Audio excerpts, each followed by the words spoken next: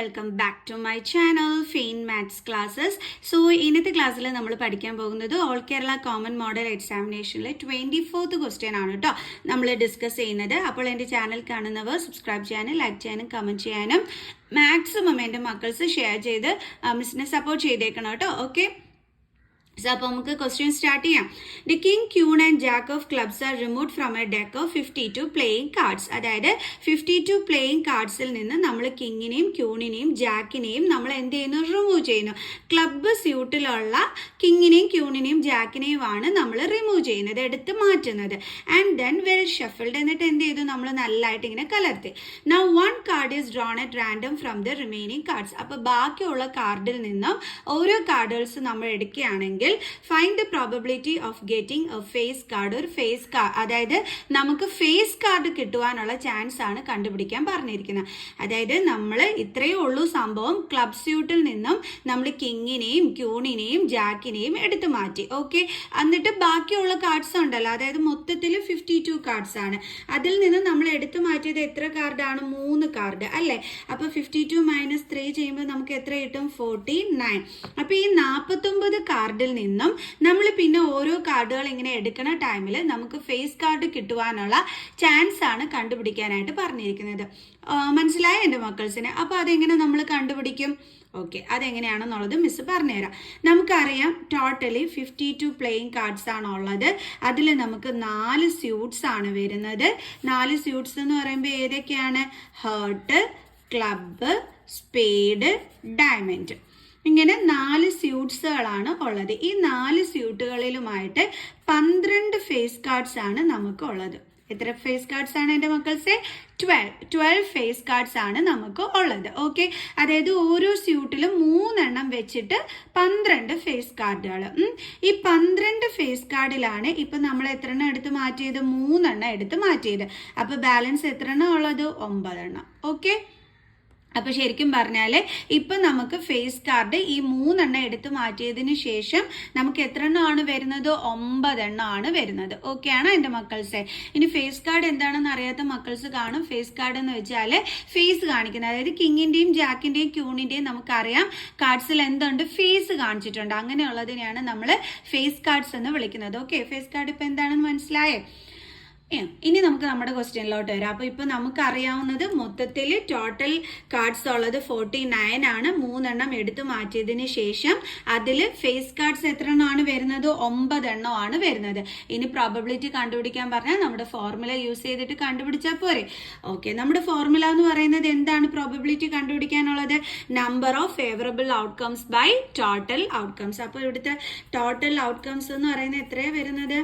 Total outcomes is equal to മൊത്തത്തിൽ 52 കാർഡാണ്. അതിൽ 3 എണ്ണം എടുത്തു മാറ്റിയിട്ട് 49 കാർഡ്സ് ആണ് ഉള്ളത്. അപ്പൊ അതാണ് ടോട്ടൽ ഔട്ട്കംസ് എന്ന് പറയുന്നത്. ഓക്കെ, ഇനി ഫേസ് കാർഡ്സ് എത്ര എണ്ണം ഉള്ളത്? Face cards is equal to totally 12 എണ്ണം ആണുള്ളത്. അതിൽ 3 എണ്ണം നമ്മൾ എടുത്തു മാറ്റി.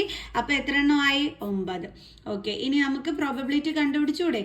അപ്പൊ probability of getting face card is equal to, formula എഴുതാൻ മറന്നു പോകരുത്. ഫോർമുല എഴുതുന്നതിന് മാർക്ക് ഉള്ളതാണ്. Number of favourable outcomes by total outcomes.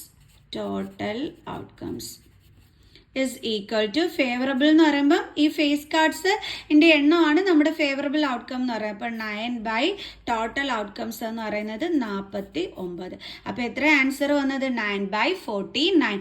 അതായത് 49 കാർഡുകളിൽ 9 തവണയാണ് നമുക്ക് ഫേസ് കാർഡ് കിട്ടുവാനുള്ള ചാൻസ് എന്ന് പറയുന്നത്. മനസ്സിലായോ എൻ്റെ മക്കൾസിന്?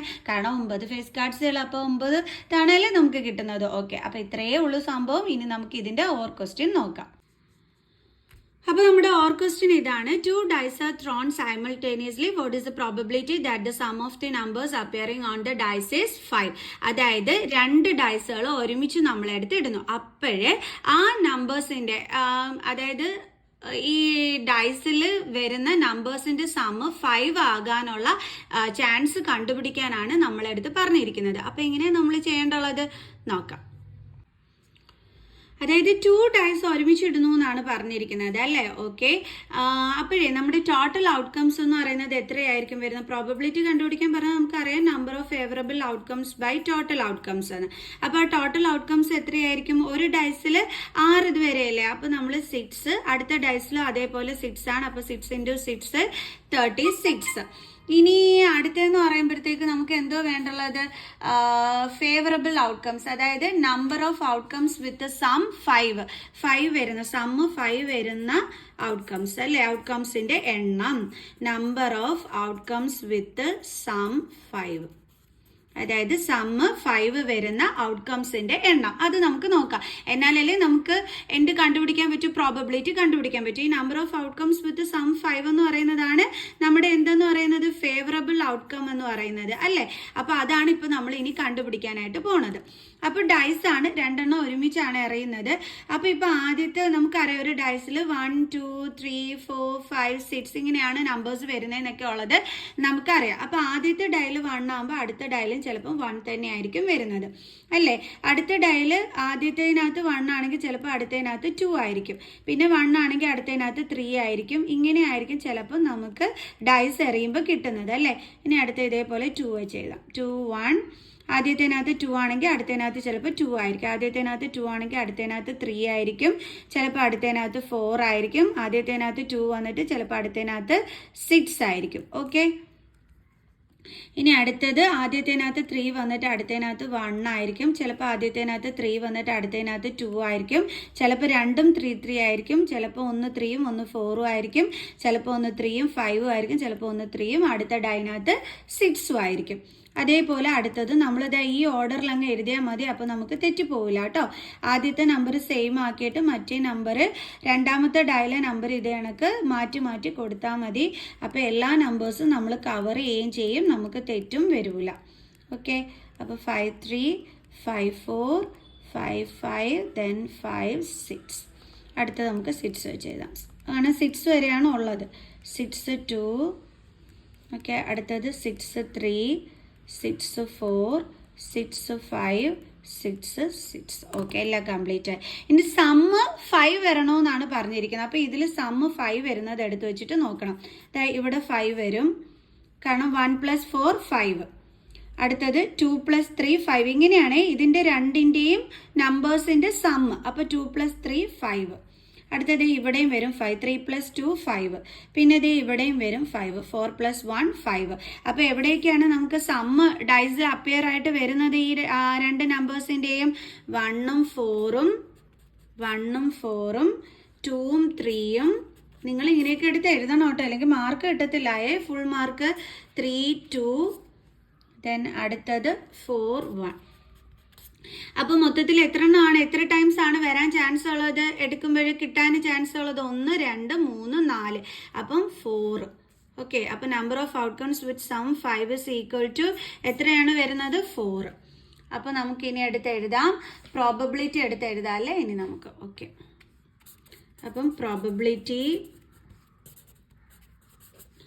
Of getting sum 5 is equal to number of favorable outcomes by total outcomes is equal to number of favorable outcomes എന്ന് പറയുന്ന 4ഉം ടോട്ടൽ ഔട്ട്കംസ് 36 ആണ്. അപ്പോൾ 4/36 കട്ട് ചെയ്യാൻ പറ്റുമല്ലോ. 4 1s are 4, 4 9s are 36. അപ്പോൾ ആൻസർ എത്രയാണ് കിട്ടിയത്? 1/9. ഈസി ക്വസ്റ്റ്യൻ അല്ലായിരുന്നോ? ഓക്കെ, ഇനി ബാലൻസ് ക്വസ്റ്റ്യനുമായിട്ട് നമുക്ക് അടുത്ത വീഡിയോയിൽ കാണുന്നത് വരെ ബൈ.